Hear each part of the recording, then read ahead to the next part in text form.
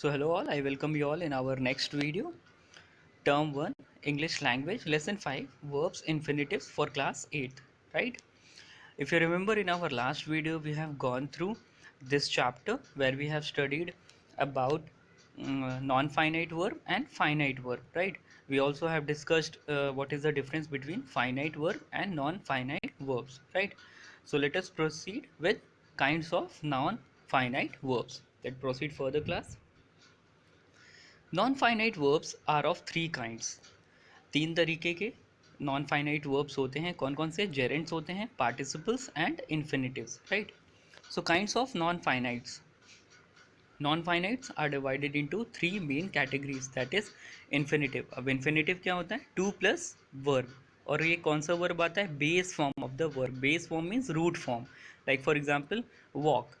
अब इसका ये फर्स्ट फॉर्म है, ठीक है। बेस फॉर्म को आप रूट फॉर्म बोल सकते हो, रूट फॉर्म को या बेस फॉर्म को आप फर्स्ट फॉर्म भी बोल सकते हो, right? Like for example walk, walk is a first form, second form walked, right? Then third form again walked, then fourth form ing form, then fifth form walks, that is present, like present form, right? So infinitive क्या होता है? To plus verb, और you can say to plus base form of the verb. Then gerund, ing form of the verb, function like a noun. और इस Geraint क्या होते हैं? वो वर्ब होते हैं जिसमें ing यूज़ होता है, पर ये फंक्शन कैसे करते हैं? नाउन की तरह। Then last participle, again ing form of the verb, functions like an adjective. Participle भी ing form of the verb होते हैं, बट ये किसकी तरह फंक्शन करते हैं? एडजेक्टिव की तरह। So today we will be going through first form of the verb, that first form of non-finite verb, that is infinitive, right? Let's proceed further. Infinitives. An infinitive is a non-finite verb that expresses an action. It is generally preceded by the preposition to. Sometimes it is used without to, and it is called a bare infinitive, right? So infinitive क्या होते हैं? Infinitive non finite verb होते हैं। और non finite verb के बारे में हमने पढ़ा है, क्या पढ़ा है नॉन फाइनाइट वर्ब? कि non finite verb are the verbs that do not change with the either with the tense और सिंगुलर प्लूरल पर्सन और फर्स्ट, सेकेंड और थर्ड पर्सन, राइट? सो इनके बेसिस पे, जो भी इन तीनों कंडीशन के बेसिस पे अगर कोई भी वर्ब चेंज नहीं हो रहा है तो वो किस कैटेगरी में फॉलो होता है? Non finite verb. So infinitive भी हमारा क्या है? नॉन फाइनाइट वर्ब है, जो कि क्या एक्सप्रेस करता है? एक्शन को एक्सप्रेस करता है। It is generally preceded, preceded means comes after, right? So preceded by the preposition to, ये टू के बाद आता है। टू प्लस वर्ब जब साथ में लिखा होता है तो वो क्या कहलाएगा? Infinitive, right? तो इसीलिए हमेशा वो टू जो प्रीपोजिशन है उसके बाद लिखा जाता है। Sometime it is use without to, कई बार ऐसे वर्ब्स बिना बिना टू के भी यूज़ होते हैं, मतलब वहाँ पे हम टू नहीं लगाते हैं। और ऐसे फॉर्मेट को, ऐसे वर्ब फॉर्मेट को हम क्या बोलते हैं? Bare infinitive, right? Read the sentences given here. It is easy to learn Hindi. B1, this is an ideal place to party. C, he wants to buy a new house, right? So in the above sentences, to learn, to party, to buy are infinitive. Why?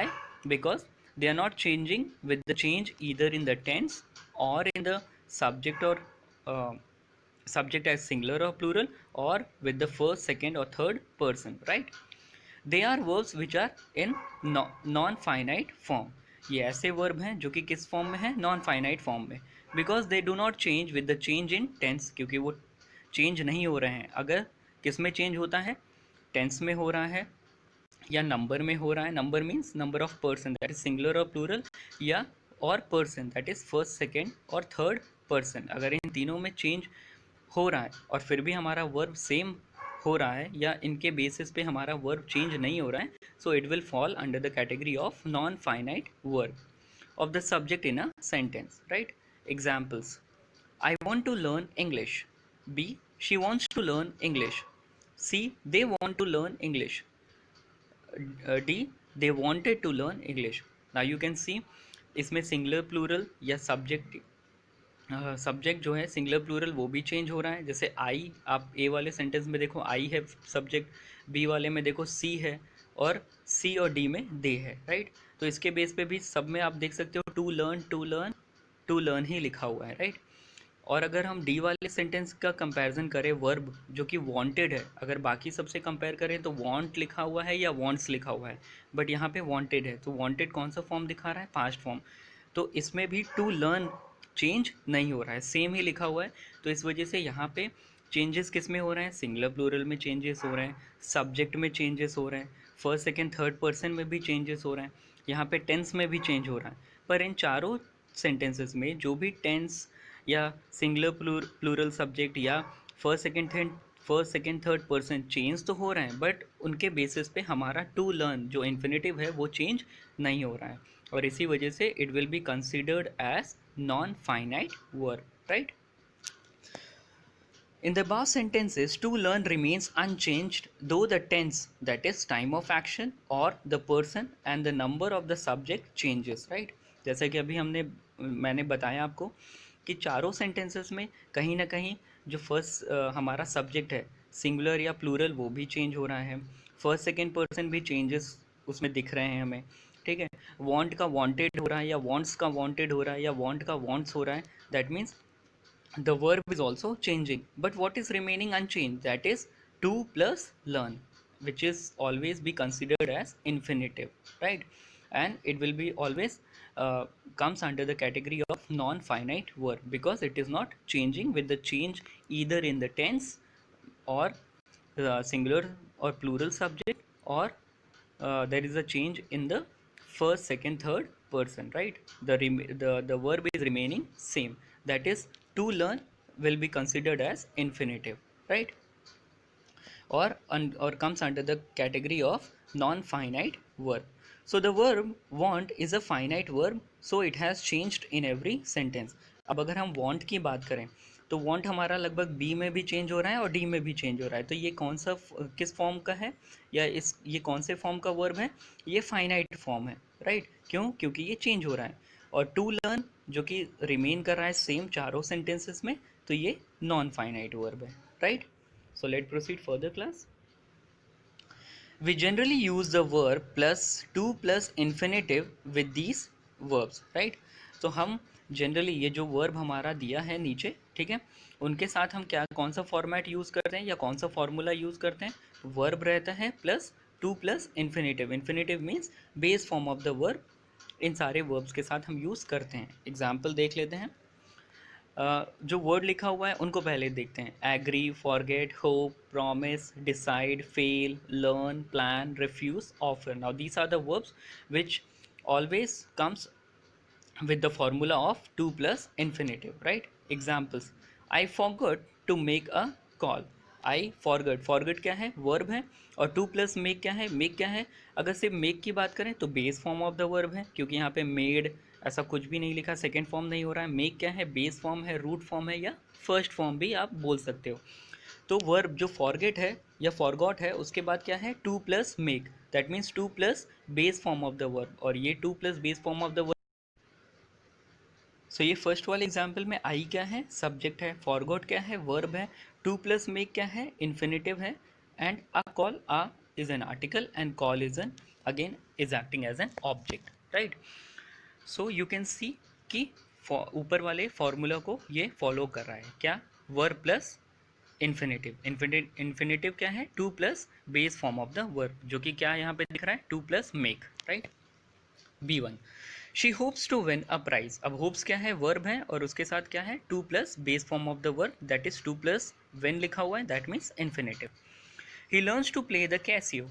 He subject है, learns हमारा verb है, और to plus play क्या है, ये है infinitive. Why, because to plus base form of the verb लिखा हुआ है, और base form of the verb क्या है, play, so to plus play क्या हो गया, infinitive. D, I agree to guide you. I subject, agree क्या है, वर्ब है, और टू प्लस गाइड क्या है, infinitive, and you being an object, right. So ये कौन सा फॉर्मूला, ये ऊपर वाले फॉर्मूला को फॉलो कर रहा है, that means where subject plus verb plus infinitive, that means to plus base form of the verb plus object, right. So let proceed further, class. These verbs are also followed by the to infinitive usually. Right. So ये जो verb नीचे लिखे हुए हैं वो भी to plus infinitive means to plus base form of the verb को follow करते हैं। अब कौन से वर्ब हैं यहाँ पे? Beg, help, want, would like, would prefer, ask, expect, would hate, would love, right? Let us understand them with examples. Examples: A, he begged to be forgiven. B1, she wants to play for she wants to apply for leave. C, I would prefer to take antibiotics now as the other medicine is not effective. Now you can see he, she और I क्या है? Subject है। begged, wants या would prefer, prefer अगर बात करें तो क्योंकि वुड तो मॉडल्स हैं, प्रिफर की अगर बात करें तो ये क्या है? बेग्ड हो गया फर्स्ट सेंटेंस में, बी वाले सेंटेंस में वांट्स हो गया, सी वाले में प्रिफर हो गया। ये क्या है? वर्ब है। और उसके बाद जो लिखा है to be, to apply, to take, ये क्या है? These are the base infinitive. Why? Because to plus base form of the verb लिखा हुआ है, right. The verbs given below follow the pattern verb plus object plus infinitive, that means 2 plus base form of the verb. अब जो ये हम जो इन verbs के बारे में पढ़ेंगे वो भी कौन सा फॉर्मेट यूज़ करते हैं? पहले सब्जेक्ट होता है, फिर हमारा वर्ब होता है, फिर ऑब्जेक्ट आता है, फिर उसके बाद इन्फिनेटिव आता है। Infinitive means 2 plus base form of the verb. Now these verbs are advise, encourage, forbid, order, remind, warm, allow, force, invite and permit, right? So now let us understand them with examples. Now examples: he advised me to visit the doctor, right? So he क्या है? Subject है, advised verb है, me object है और to visit क्या है? Infinitive है और the doctor क्या है? आपका ऑब्जेक्ट है, राइट? तो आप देख सकते हो क्या क्या फॉर्मूला हम लगा रहे हैं इसको, इस सेंटेंस को बनाने के लिए। सब्जेक्ट है, देन वर्ब है, देन ऑब्जेक्ट है, देन इन्फिनेटिव है plus object, again the object, right. Second one, the boatman forbade the boy to cross the flooded river. Again इसमें सब्जेक्ट है, फॉरबेड क्या है? वर्ब है, द बॉय क्या है? ऑब्जेक्ट है और टू क्रॉस क्या है? इन्फिनेटिव है, right. C one, she warned her not to touch hot objects. She subject, want verb, her being an object over here, not is a negative sentence, right? To touch is an infinitive and hot object is a kind of an object again, right? I advised her to work hard, right? So I subject, advised verb, her being an object over here, to work is an infinitive, hard again is a kind of an complement, you can say, right? So now you can see in these four examples what the formula they are applying is for जो ऊपर लिखा हुआ है subject then verb plus object plus infinitive, और infinitive क्या होता है? 2 plus base form of the verb, right? So let's proceed further class. Now what is a bare infinitive? बैर इन्फिनेटिव, बैर मीन्स आपने कई बार शायद इंग्लिश लिटरेचर में या खासकर आपने किसी स्टोरी में या हो सकता है कि कई बार साइंस में भी आपने पढ़ा होगा, बैर बैर करके वर्ड आया होगा, बैर फुट। तो बैर फुट होता क्या है? बैर फुट मीन्स नंगे पाँव, जिसमें मतलब बिना चप्पल के। तो बैर इन्फिनेटिव क्या होता है? इन्फिनेटिव हमें पता है 2 प्लस वर्ब होता है, राइट। सो बैर इन्फिनेटिव क्या होता है? वो इन्फिनेटिव मीन्स वो वर्ब जो यूज़ तो होगा पर बिना किसके? बिना टू के। और बिना टू के जैसे 2 प्लस अगर हम वर्ब यूज़ करते हैं तो वो इन्फिनेटिव कहलाता है, और बिना टू के हम उसी वर्ब को यूज़ करते हैं सेंटेंस में तो वो क्या कहलाता है? Bare infinitive, right. इतना सिंपल सा है। Bare infinitive means without to, infinitive means with to, right. So definition पढ़ते हैं। A bare infinitive verbs is a kind of verbs that is not preceded by particle to, right? For example, verb नीचे दिया हुआ है speak, run, smoke, etc, right? So bare infinitive क्या होता है? bare infinitive ये verb होते हैं, ठीक है, जहाँ जिसमें कि या जिनके साथ हम टू का यूज़ नहीं करते हैं। प्रीसीडेड मतलब उन वर्ब के पहले टू नहीं आता है, पर इन्फिनेटिव में ऐसा नहीं है। इन्फिनेटिव में इन्फिनेटिव का फॉर्मूला ही होता है क्या? To plus verb. पर बैर इन्फिनेटिव का क्या होता है? सिर्फ वर्ब आता है, टू उससे पहले कहीं भी यूज़ हम सेंटेंस में नहीं करते हैं, राइट। वहाँ पे सिर्फ क्या लिखा जाता है? वर्ब लिखा जाता है, राइट। लेट्स सी और understand it with examples. The bare infinitive is used. अब bare infinitive कहाँ कहाँ किन किन के साथ और कैसे कैसे यूज़ किया जाता है देखते हैं। After the verbs do, does and did. Do, does या डिड के बाद जो कि वर्ब्स हैं, example he does not have her mobile phone, right. अब आप देख सकते हो यहाँ पे हैव के पहले टू यूज़ नहीं हुआ है, तो to plus base form of the verb नहीं यूज़ हुआ है, क्योंकि हैव जो कि यहाँ पे वर्ब की तरह काम कर रहा है, एक्शन वर्ब की तरह, जो कि पोजीशन दिखा रहा है, राइट। तो यहाँ पे टू यूज़ नहीं हो रहा है, तो ये हैव जो है वर्ब तो है, पर कैसा वर्ब है, बेयर इन्फिनेटिव। क्यों? क्योंकि इसके साथ टू का हम यूज़ नहीं कर रहे हैं। After verb, verbs of perception, see, watch, notice, hear, listen to, feel, smell, etcetera, इन सब वर्ब के साथ भी हम टू का यूज़ नहीं करते हैं, ठीक है। और जब नहीं करते हैं तो वो कैसा फॉर्मेट कहलाता है वर्ब का, वो कहलाता है bare infinitive. That means without to the verb is getting used in a sentence. After let and make के बाद भी एग्जाम्पल दिया हुआ है, let him come in now. अब लेट हिम कम, अब कम क्या है, यहाँ पे वर्ब है, यहाँ पे वर्ब आप कम से पहले टू देख सकते हो, लिखा हुआ है, नहीं लिखा हुआ है, तो यहाँ पे ये क्या है, बेयर इन्फिनेटिव। अगर टू प्लस कम होता है तो वो इन्फिनेटिव हो जाता है, पर टू के बिना ये कम लिखा हुआ है, तो इसका मतलब ये क्या है, it is acting as a bare infinitive in this sentence. After had, better, would, rather, cannot, but and can do, nothing but, right. So इन सब फ्रेजेस के बाद भी हम जो वर्ब यूज़ करते हैं वो विदाउट टू ही रहता है। एग्जाम्पल देख सकते हैं, you had better go home. So you had better use हुआ है, अब टू यहाँ पे गो भी यूज़ हुआ है जो कि वर्ब है। अब गो से पहले हमने टू का यूज़ नहीं किया है, सिर्फ गो किया है। That means go is a kind of what kind of a verb, bare infinitive verb. It is not an infinitive, right, because it is not getting used with to, it is getting used without to, so that is why bare infinitive. Let's proceed further, class. Uses of bare infinitive. Now let us see the uses of bare infinitives. The bare infinitives are used. Let's see कि अब कैसे कैसे और कहाँ कहाँ हम bare infinitive का use करते हैं. After some words of perception like feel, hear, know, find, watch, see. अभी जो हमने वहाँ पे पढ़ा एग्जाम्पल्स में, उसी को डीपली यहाँ पे हम स्टडी करने वाले हैं या कर रहे हैं. After some words of perception. Perception means जब हम खुद से ख्यालात बना लेते हैं, परसेप्शन बना लेते हैं किसी चीज़ को पहले से ही अपने दिमाग में, उन सारे वर्ब्स के साथ हम कभी भी टू का यूज़ नहीं करते हैं, या most of the time we do not use to with these words. So after some words of perception like feel, hear, know, find, watch, see. Now these are the words which comes under the category of verbs of perception, right? अब इसका example, इनके साथ, इन सारे verbs के साथ भी हम to का यूज़ नहीं करते हैं. Example, she heard him shout with fear. Now heard him, अब हर्ड तो आपने देख लिया, शी क्या है, सब्जेक्ट है, हर्ड क्या है, वर्ब है, हिम क्या है, ऑब्जेक्ट है, राइट. पर शाउट जो है वो बिना टू के साथ यूज़ हो रहा है, इसलिए बेयर इन्फिनेटिव है, right. B1, she saw him leave early. अब शी क्या है यहाँ पे, सब्जेक्ट है, सॉ अगेन वर्ब, हिम क्या है यहाँ पे, ऑब्जेक्ट है, लीव यहाँ पे वर्ब है पर बिना टू के यूज़ हो रहा है, that means bare infinitive, right. Now second column, as a complement to some expression, right.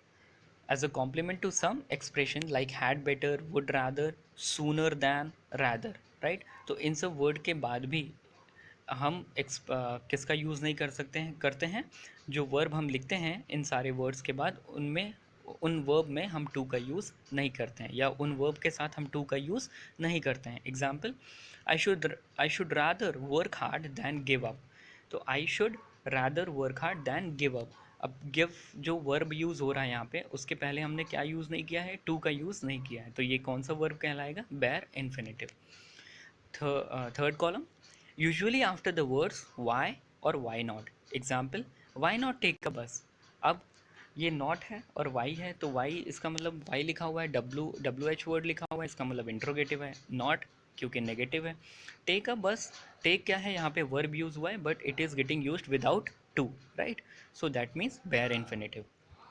Y complain. अब कंप्लेन भी वर्ब ही, मतलब सिर्फ एज अ वर्ब यूज़ हुआ है, इसके पहले टू का यूज़ नहीं हुआ है, इसलिए ये क्या है, bare infinitive kind of verb. Often with expression but except help, और कुछ एक्सप्रेशंस भी हम यूज़ करते हैं, उनके पहले भी हम टू का यूज़ नहीं करते हैं। For example but, except, help. Now see the example, she help me find the house. So she helped, she क्या है, ऑब्जेक्ट है, सॉरी शी क्या है, सब्जेक्ट है, हेल्प्ड क्या है, वर्ब है, मी क्या है, ऑब्जेक्ट है। अब यहाँ पे यूज़ हो रहा है फाइंड, जो कि वर्ब है, और इस वर्ब से पहले हमने किसका यूज़ नहीं किया है, टू का यूज़ नहीं कर रहे हैं। दैट मीन्स ये क्या किस कैटेगरी में फॉल होगा, ये verb bare infinitive. He will do anything except cheat his master. So he क्या है, is a subject, will, that means it is a verb, right, helping verb. Do, which is getting used as a action verb.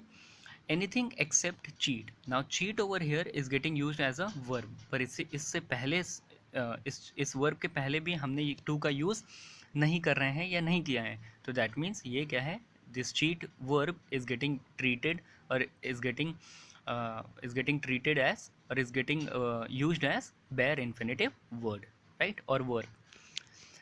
Fifth column, after models such as shall, will, should, can, might, must. So models के पहले भी या models के साथ भी हम to का use नहीं करते हैं। अगर मॉडल के साथ कोई भी वर्ब लिखा हुआ है तो हम उस वर्ब से पहले टू का यूज़ नहीं करेंगे। Example, she must leave now.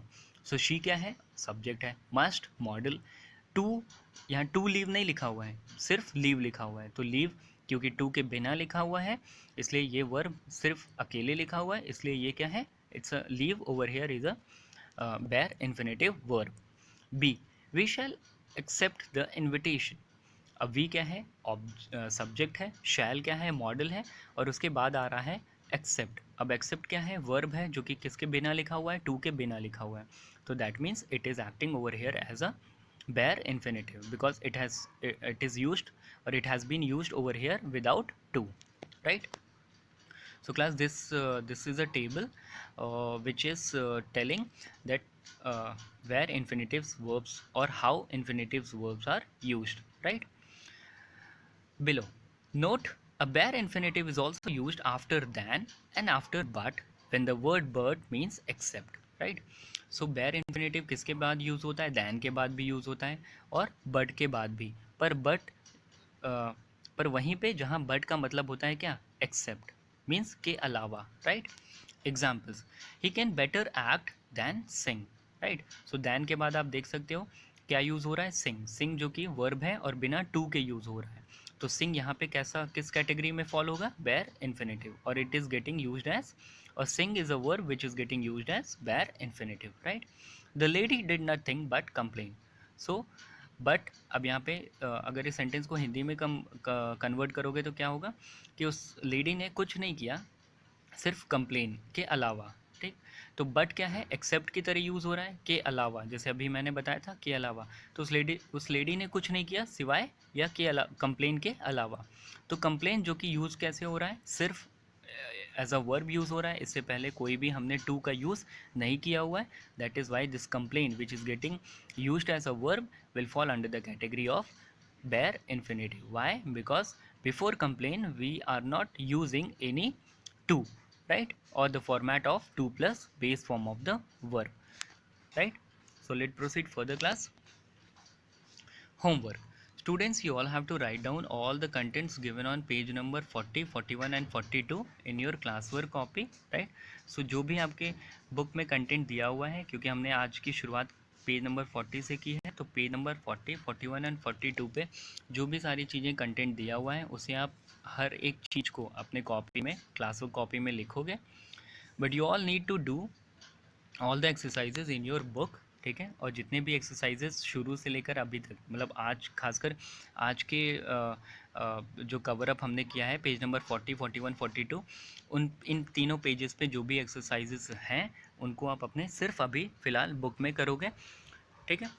And in our next class we will complete all the exercises of this lesson, और अब हम अपने नेक्स्ट क्लास में सारी एक्सरसाइजेज हम कंप्लीट करेंगे, मतलब मैं खुद डिस्कस करूँगा आप लोगों से, ठीक है। और उसके बाद जब पूरी तरीके से डिस्कशन हो जाएगा सारे एक्सरसाइजेस को, तो आपको वो सारी एक्सरसाइजेस अपनी कॉपी में भी लिखना है.